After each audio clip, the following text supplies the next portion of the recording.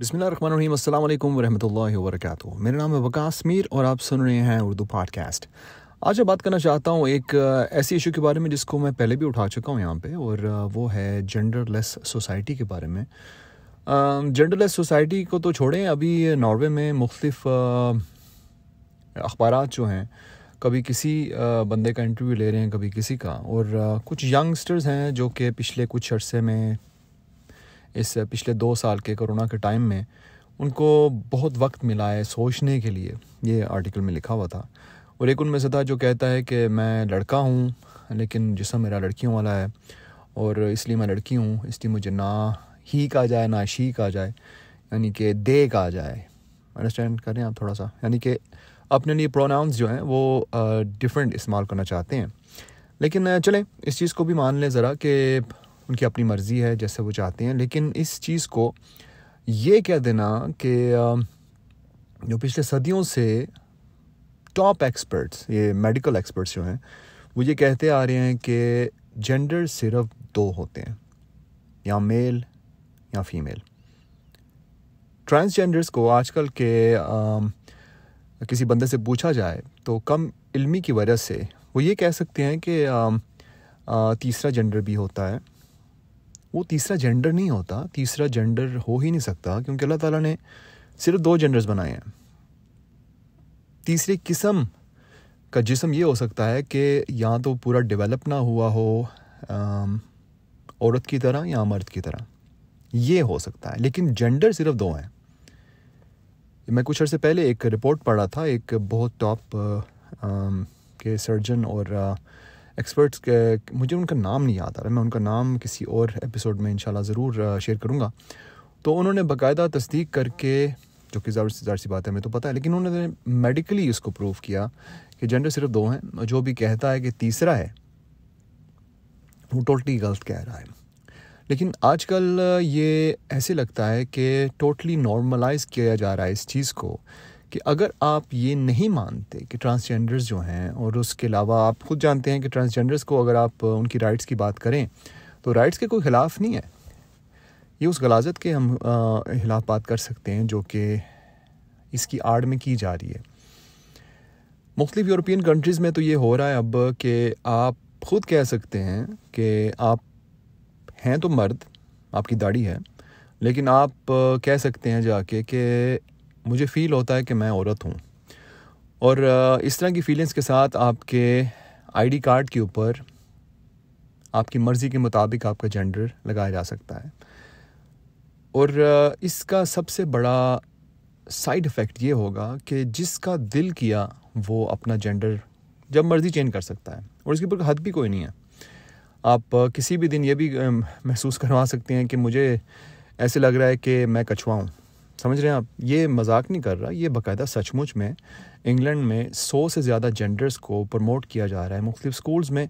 वहाँ पर काफ़ी ज़्यादा लोगों ने आवाज़ भी उठाई है, लेकिन ये लॉबी इतनी स्ट्रांग होती जा रही है, आहिस्ता आहिस्ता फाइनेंशियली इतनी स्ट्रांग होती जा रही है। और सबसे ज़्यादा गलीज़ बात यह है कि इसमें काफ़ी ज़्यादा मुसलमान भी शामिल हैं, और बड़े खुशी से इसके साथ देते हैं और कोशिश करते हैं इसको ह्यूमन राइट्स की अम्ब्रेला के नीचे लाने की, कि हम जी उनके राइट्स के लिए लड़ रहे हैं, और ये बेचारे जो हैं मर रहे हैं हर तरफ, इनकी सुनवाई नहीं हो रही।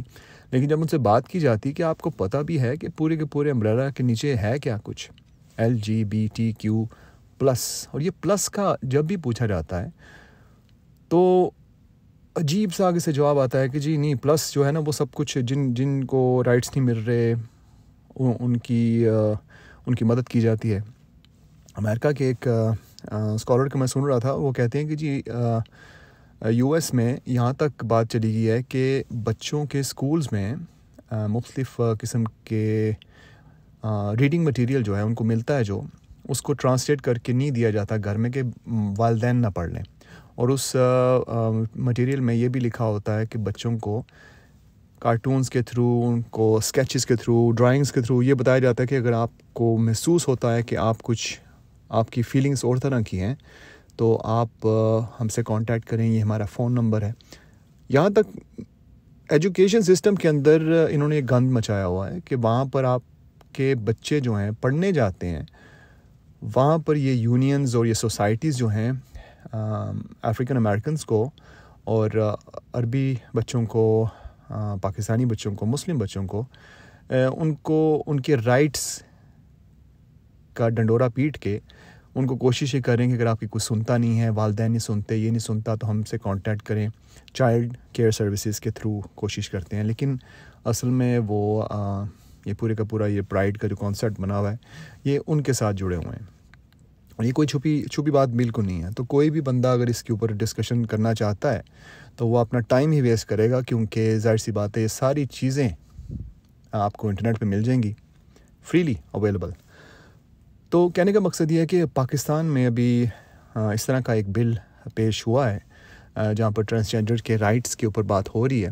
तो अभी कुछ शरीयती कोर्ट वगैरह में भी बात होगी, तो देखते हैं कि वो शरीयत कोर्ट जो है उसको किस तरह से लेती है। वहाँ पर हमारे जो मुस्लिम लीडर्स हैं, अगर कोई है भी ज़िंदा इस वक्त, जिनका ईमान उस लेवल का है जिस तरह का होना चाहिए, तो ये इस तरह के बिल्स जो हैं पास हरगिज़ नहीं होने चाहिए। राइट्स तो उनको वैसे ही मिलने चाहिए जो होते हैं, लेकिन अगर ये इस तरह की कोई शिक उसमें मौजूद है, इस तरह का कोई उसमें पॉइंट मौजूद है उस बिल में जो कि उनको राइट देता है बग़ैर मेडिकल चेकअप के। ये भी साहिल अदीम साहब की एक क्लिप आया था कुछ अर्से पहले। वो कहते हैं कि मेडिकल टेस्ट भी नहीं किया जाने दिया जा रहा उनको, कि आपको ज़रूरत नहीं है मेडिकल टेस्ट की, आप ऐसे ही कह सकते हैं जी, कोई भाई साहब वहाँ पर आए तो कह दीजिए मैं बहन साहिबा हूँ, या कोई बहन साहिबा हैं वो कहें जी मैं भाई साहब हूँ। बग़ैर मेडिकल चेकअप के आपको आपका जेंडर चेंज किया जा सकता है पेपर्स पे। तो ये बहुत ही बड़ी गलाज़त है, और ये हमारे किसी भी तरह से, वैसे ही अगर आप दीन को भी साइड पे कर दें, जो कि करना नहीं चाहिए, तो वैसे ही ये किसी तरह से भी ये डाइजेस्ट नहीं हो रही बात कि कैसे मुमकिन हो सकता है कि ये फितना जो है आहिस्ता आहिस्ता करके कैसे फैलता चला जा रहा है। और अगर आप इंटरटेनमेंट की इंडस्ट्री के साथ आपका कनेक्शन है किसी तरह से, आप देखते रहते हैं पोस्टर्स वगैरह इधर उधर नज़र आते हैं आपको, सारे हम इसी दुनिया में रहते हैं, नज़र तो आता रहता है सब कुछ।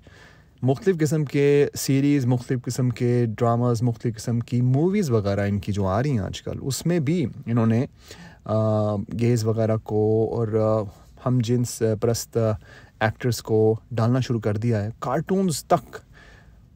कार्टून्स में भी इन्होंने ये गंद जो है मचाना शुरू कर दिया, यहाँ तक कि कुछ फेमस कार्टून्स हैं उनमें भी कुछ ऐसे कार्टून्स के मेन फिगर्स हैं, उनके वालिदैन या उनके दोस्तों के वालिदैन मर्द दिखाए गए हैं, औरत को दिखाया गया है। तो ये फितना जो है फैलता चला जा रहा है। आपने फोकस ये करना है, अगर आपके बच्चे हैं तो उनको इस तरह के कार्टून से दूर रखें, कोशिश करें कि उनको और चीज़ें दिखाएं। उमर एंड हाना उर्दू की सीरीज़ है वो दिखाया करें। ज़की के नाम से एक कार्टून है, उसके अलावा बहुत सारे ऐसे कार्टून्स हैं जो कि आप दिखा सकते हैं। यूट्यूब तो गंद से भरा पड़ा है, वैसे भी अगर आप देखें तो कई चीज़ें ऐसी भी आपको मिलेंगी जो कि टाइटल्स और होते हैं, डबिंग कुछ और होती है। अल्लाह ताला हम सबको बचाए इस फितने से। हमें कोशिश करनी चाहिए कि हम जितनी कर सकें अपने बच्चों को इस फितने से बचाने के लिए।